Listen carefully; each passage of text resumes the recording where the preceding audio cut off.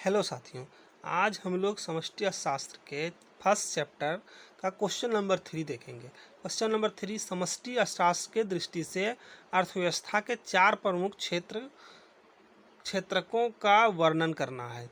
तो ये 4 प्रमुख क्षेत्र क्या हैं? तो अर्थव्यवस्था के 4 प्रमुख क्षेत्र जो है समष्टि अर्थशास्त्र के अनुसार वो है, सबसे पहला परिवार क्षेत्र, दूसरा है उत्पादक क्षेत्र, तीसरा है सरकारी क्षेत्र और चौथा है विदेशी क्षेत्र।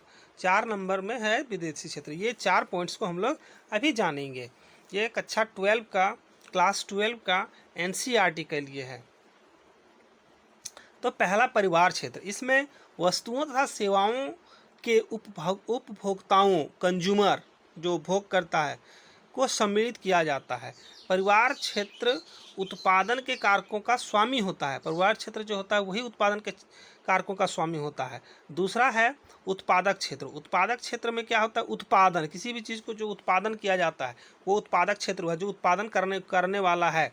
जो इसमें उन सबको शामिल किया जाता है जो उत्पादन की क्रिया में लगे होते हैं। उत्पादन की क्रिया में कौन कौन लगे होते हैं? उसमें भूमि रहता है, श्रम रहता है, पूंजी रहता है ना, मजदूर रहता है, कौशल रहता है, टेक्निक जिसको बोलते हैं वो रहता है। तो इनमें उन सबको शामिल किया जाता है जो उत्पादन की क्रिया में लगे होते हैं। अर्थव्यवस्था की सभी उत्पादन करने वाली इकाइयाँ इस क्षेत्र में शामिल होती है।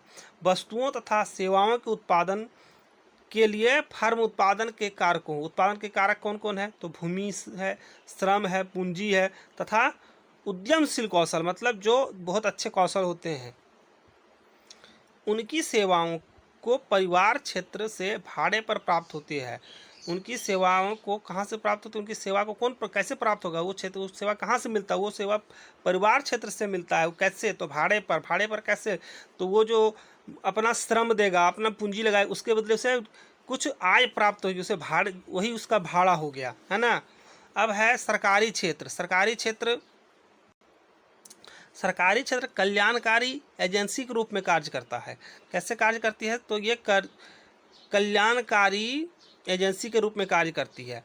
जैसे न्याय तथा कानून व्यवस्था को बनाए रखना, सुरक्षा तथा अन्य सार्वजनिक कल्याण संबंधी सेवाएं। सरकार एक उत्पादक के रूप में भी कार्य करती है। जैसे सार्वजनिक क्षेत्र के वस्तुओं तथा सेवाओं का उत्पाद, ये सरकारी क्षेत्र का काम है। जो सार्वजनिक क्षेत्र जो सभी के लिए है, वो निजी के लिए, निजी उपभोग का नहीं होता, ये सार्वजनिक क्षेत्र का होता है। जैसे आपका विद्यालय सार्वजनिक क्षेत्र का है, रेलवे सार्वजनिक क्षेत्र के लिए है। अब हो गया विदेशी क्षेत्र। विदेशी, जो विदेश से आयात निर्यात होगा। देखिए, इस क्षेत्र का कार्य वस्तुओं का निर्यात और आयात करना है तथा घरेलू अर्थव्यवस्था एवं विश्व के अन्य देशों के बीच जो पूंजी का प्रवाह करना है। क्या करना है? फिर से समझते हैं। इस क्षेत्र का कार्य जो है वो वस्तुओं के निर्यात एवं आयात, मतलब या तो खरीदारी करेगा या बेचेगा दूसरे देशों को, ये काम करना है। तथा घरेलू अर्थव्यवस्था यानी देश के अंदर जो काम अर्थव्यवस्था है एवं विश्व के अन्य उत्पादन देशों के बीच और विश्व के अन्य देशों के बीच ये क्या करेगा? पूंजी का प्रवाह करना इसका काम है। पूंजी का आदान प्रदान करना इसका काम है। धन्यवाद।